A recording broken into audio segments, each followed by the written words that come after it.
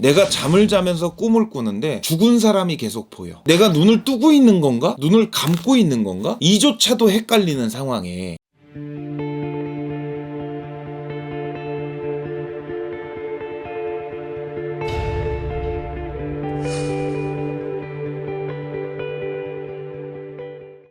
안녕하세요. 오락산 꽃도령입니다.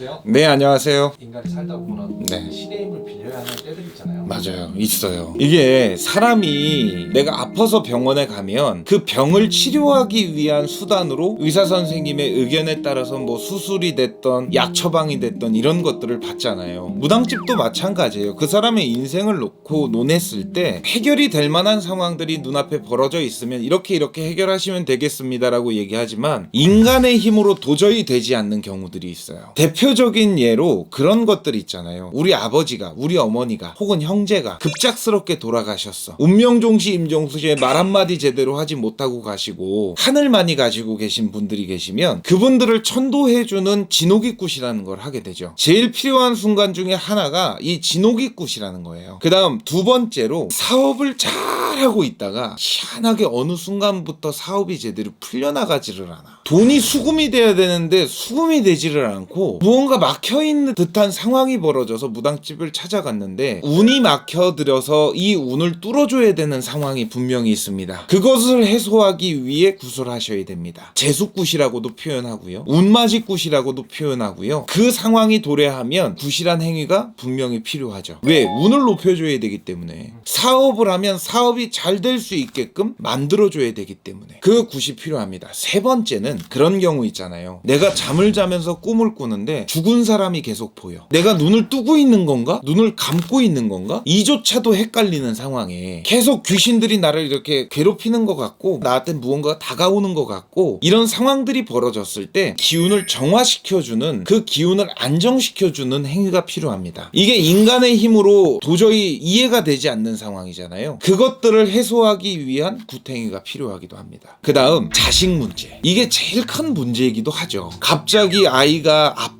문제거리들을 안 만들 만한 아이가 계속 문제거리들을 만들어. 사춘기인 줄 알았더니 14살이 지나 15살이 지나 17살이 되고 20살이 됐는데도 계속 문제거리들을 만들어요. 다른 아이들과는 조금 다른 부분이 있어. 말로 표현하진 못하지만 얼마 전에 상담 오셨던 분은 아들이 약간 유별나요. 뭐 특별히 뭐 폭력성이 짙은 것도 아니고 뭐 다른 아이들과 다르게 사는 건 아닌데 희한하게 학교를 갈만하면 그때 돼서 무슨 일이 생겨서 시험을 제대로 못 보게 돼. 또 괜시리 아이가 독특한 발상을 해서 갑자기 내 몸을 다치게 만드는 행위를 하게 해. 이거는 집안에 조상이 들썩이는 경우가 생길 수도 있고 그 아이의 사주에 들어있는 살성이 문제를 만드는 경우도 있어요. 그런 것들을 정확히 진단을 해서 문제를 해결해야 되거든요. 근데 어느 집에 갔더니 그 아이가 신이 와서 그렇다 그랬대. 근데 제가 봤을 때는 뭐 신이 왔을 것 같으면 정말 유별난 행동들이 있어요. 신이 왔을 때 하는 그런 무언가가 보여줘야 되는데 그거는 또 아니야. 이거는 조상이 이 아이를 잘 보듬기 위해서 보호막을 쳐놨는데 그것을 인간이 깨버린 거예요. 그러면서 문제가 되는 경우가 있거든요. 근데 이거는 무당집에 와야지만 그거에 대한 해답을 들을 수 있는 것들이잖아요. 정신과를 가도 이 아이는 문제가 없습니다. 그러니 엄마 입장에서 얼마나 막 미쳐 죽을 거예요. 그 다음 이 사람이 신이 온 것은 아닌데 신이 와서 막 발동이 나서 점을 보고 다니고 없는 소리를 하고 있는 소리를 하고 귀신 얘기를 하고 하는 거는 아닌데 마음이 들썩들썩 거리면서 어디를 가도 신을 받아야 된다, 신을 눌러야 된다, 이런 이야기를 듣는 경우가 있어요. 그거는 조상의 묘바람에서부터 시작되는 거거든요. 근데 그거에 대한 정확한 판단을 하지를 못하고 무조건 신이 왔다 어쩐다 저쩐다 하면서 문제거리들을 더 키우는 경우들이 있어요. 이럴 때는 약간 경험이 많은 사람을 찾아야 돼요. 경험 많은 사람을 찾아서 그거에 대한 정확한 진단을 하고 해결을 할 수 있는 굿을 해야 됩니다. 근데 뭐 막연히 그냥 하공중천에 떠있는 그런 이야기를 하면서 굿을 해야 된다고 하니까 답답하니까 저희 집까지 찾아오겠죠. 그래서 그거에 대한 해결을 해준 경우도 분명히 있어요. 이 이 신의 바람이 부는 것들은 자정을 시켜야 돼요. 그 조상을. 그리고 이 묘의 바람을 잠재워 놔야 되는데 그거를 해결을 못하는 경우가 있어요. 근데 여기서 가장 문제가 되는, 이거는 꼭 구술해야 되는 그런 상황이 있죠. 귀신 들림 현상을 겪는, 여러분들이 흔히 알고 있는 빙의 증상들 있잖아요. 폭력적이고 방 안에 갇혀서 살고, 그리고 사람들과의 거리를 두게 되고요. 두려움을 많이 갖게 되고요. 어디를 가면 신이라 그러고 또 어디를 가면 귀신이라 그러고, 이런 이야기를 듣는 경우들이 있잖아요. 근데 병원에 가면 조현병이라 그래서 치료를 받는데 그 치료가 제대로 먹히지를 않고 하는 경우는 무조건 무당집에서 퇴마를 정리하는 그런 행위를 하셔야죠. 뭐 이 외에도 다른 경우들은 무던히 많은데요. 이런 경우가 있었어요. 예전에 저희 집에 오셨던 손님인데 엄마가 절실한 기독교인이에요. 근데 아들내미가 희한한 행동을 하는 거예요. 내 옆에 쌍둥이 귀신이 있다 그러면서 턱을 잡고서 그 귀신이 행동을 한대. 이 상황이 맞다면 턱을 이렇게